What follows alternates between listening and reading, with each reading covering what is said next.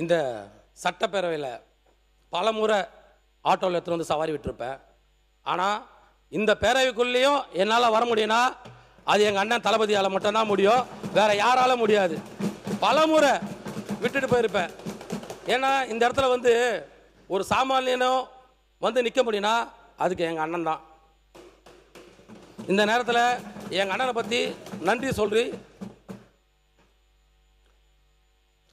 ராயபுரம் வேட்பாளராக எங்கள் அண்ணன் அறிவித்தார். அறிவித்தோடனே நிறைய பேர் நிறைய கமாண்டு, என்ன அங்கே போயிட்டு என்ன பண்ணுவேன், ஏது பண்ணுவேன், முடியுமா முடியாது அப்படி இப்படின்னு ஒரே கமாண்டு. ராயபுரம் இல்லை, எங்கள் அண்ணன் கன்னியாகுமரிக்கு அமிச்சாலும் எங்கள் அண்ணன் முகம் தானே பிராண்டு. அப்புறம் எதை பற்றி நான் யோசிக்கிறோம்?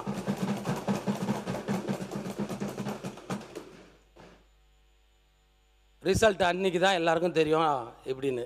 நான் எங்கள் அண்ணன் பொதுச் செயலாளர் அவரை போய் பார்த்து ரிசல்ட்டு தேர்தல் முடிஞ்ச 2 நாள் கழிச்சு போய் பார்த்தேன். போயிட்டு அவர்கிட்ட போய் ஆசீர்வாதம் வாங்கினேன். என்னடா அப்படின்னாரு, கட்டி பிடிச்சி நான் வின் பண்ணுறேண்ணா. என்னடா சொல்கிற அப்படின்னு. ஏன்னா உண்மையாக சொல்கிறேன்னா 10 to 15,000 ஓட்டு வித்தியாசத்தில் ஜெயிக்கிறேன்னு சொன்னேன்னா இல்லைன்னு கேளுங்க. ஏன்னா நான் போன தேர்தல் பிரச்சாரத்தில் மக்கள் எங்கள் அண்ணனை பார்த்து எவ்வளோ வரவேற்பு அன்போடு கொடுப்பாங்களோ அதே வரவேற்பு தான் எனக்கு கொடுத்தாங்க. என்ன ஒரு தளபதியாக பார்த்தாங்க. அதோட வேற என்ன வேணும் எனக்கு? நிறைய பேர் நிறைய விஷயங்கள் பேசலாம் கொள்ளலாம். ஆனால் எங்கள் அண்ணன் ஒரே முகம் மட்டும்தான். இங்கே 107 சட்டமன்ற உறுப்பினர். அப்புறம் நம்ம ராயபுரம் தொகுதி மக்களை வேட்பாளராக தேர்வு செஞ்சோடனே அந்த வேட்புமனுலாம் தாக்கல் பண்ணிவிட்டு ஒரு 4 நாள் ஆயிடுச்சு. நான் எங்கள் அண்ணன் அறிவிச்சு நான் உள்ளே போகிறதுக்கு.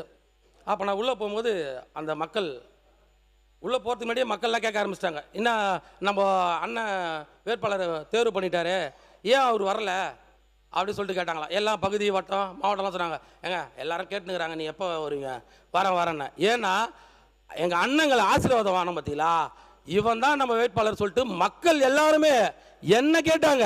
நான் போகும்போது ஒரு தெருவுக்குள்ள எல்லாம் நம்ம கட்சிக்காரங்க பார்த்தோன்னா ஒரு 10 பேர் 10 குடும்பம் இருக்கலாம். நம்ம அந்த தெருவுக்குள்ளே போகும்போது ஒரு 10 பேர் ஆரத்தி எடுப்பாங்க. அதெல்லாம் பல கட்சியில் எல்லாருமே பண்ணுற விஷயந்தான். ஆனால் எங்களுது அப்படி கூட கிடையாது. ஒரு தெருவுக்குள்ளே போனால் ஒரு 100 வீடு இருக்குதுன்னா 150 வீடு இருக்குதுன்னா 150 குடும்பமாக எங்கள் அண்ணனை நினச்சி ஆரத்தி எடுக்கிறாங்க. இப்படிலாம் யாருக்காச்சும் நடக்குமா? நாங்கள் தெருவுக்குள்ளே போகும்போது ஒரு 60-70 பேரோடு போவோம். ஆனால் தெருவை முடிச்சுட்டு வெளில வரும்போது குறைஞ்சபட்சம் 300 பேரோட வெளில வருவோம். ஏன்னா நம்ம மக்கள் எங்கள் கூட தேர்தல் பிரச்சாரம் பண்ணத்துக்கு வந்துடுவாங்க. இந்த மாதிரி நிகழ்வுலாம் உண்மையாக நடந்தது. நான் ஒன்றும் சும்மா கான்ட்ரவர்சி கோசம் பேசுறதுலாம் கிடையாது. உண்மையிலே ராயபுரம் தொகுதி மக்கள் அப்படி தான் என்னை வர வைத்தாங்க.